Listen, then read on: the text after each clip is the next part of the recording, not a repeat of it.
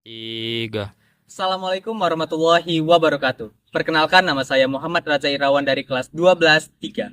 Nah, di sini saya akan menjelaskan terkait apa itu sinar X, pengertian sinar-sinar X, dan apa saja jenis-jenis dari sinar X.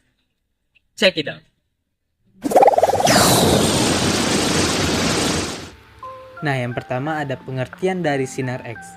Sinar X merupakan salah satu bentuk radiasi elektromagnetik yang mirip dengan cahaya tampak, namun tidak seperti cahaya. Sinar X memiliki energi yang lebih tinggi dan dapat menembus sebagian besar objek, termasuk tubuh. Sinar X medis digunakan untuk menghasilkan gambar jaringan dan struktur di dalam tubuh.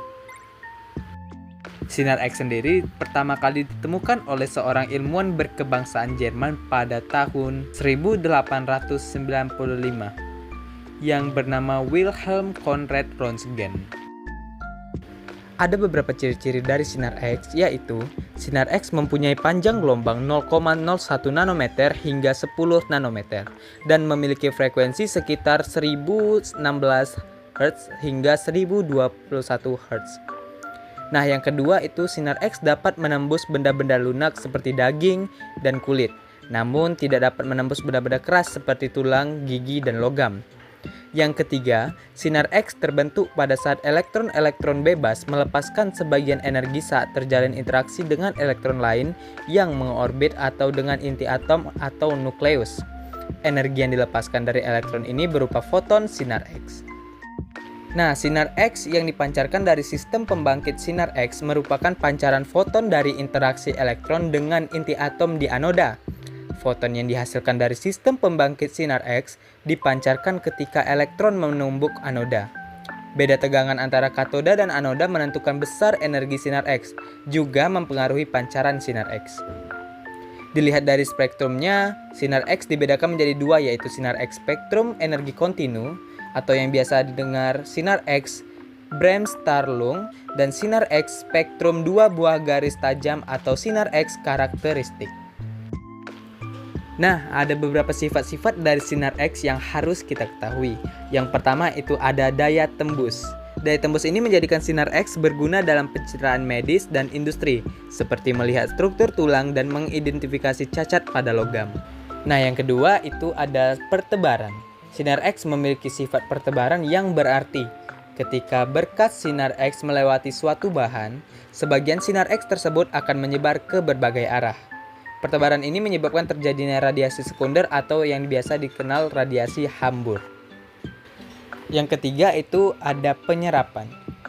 Bahwa energi foton sinar X dapat diserap oleh atom, menyebabkan pelepasan elektron dari orbitnya atau yang biasa kita kenal dengan efek fotolistrik. Penyerapan ini juga mempengaruhi bagaimana sinar X berinteraksi dengan materi, seperti dalam produksi gambar radiografi, di mana area dengan penyerapan tinggi akan terlihat pulih. Yang keempat adalah efek fotolistrik. Efek ini terjadi ketika foton sinar X berenergi tinggi menumbuk elektron dalam atom dan membebaskannya, yang menghasilkan fotoelektron. Efek ini penting dalam interaksi sinar X dengan materi dan pemanfaatan sinar X dalam berbagai aplikasi, seperti pencitraan medis. Yang kelima, sifat-sifat dari sinar X itu ada fluoresensi, yang dimana fenomena dimana suatu zat memancarkan cahaya setelah menyerap radiasi elektromagnetik, seperti sinar ultraviolet. Yang keenam, sinar X bersifat ionisasi, yang berarti mampu melepaskan elektron dari atom dan membentuk ion. Proses ini dapat menyebabkan kerusakan sel dan genetik, serta meningkatkan risiko kanker dan gangguan genetik pada keturunan. Yang ketujuh itu efek biologis sinar X.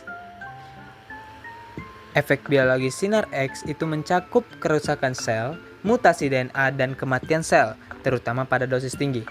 Sinar X dapat mengionisasi molekul air dan menghasilkan radikal bebas yang merusak makromolekul biologis, termasuk DNA.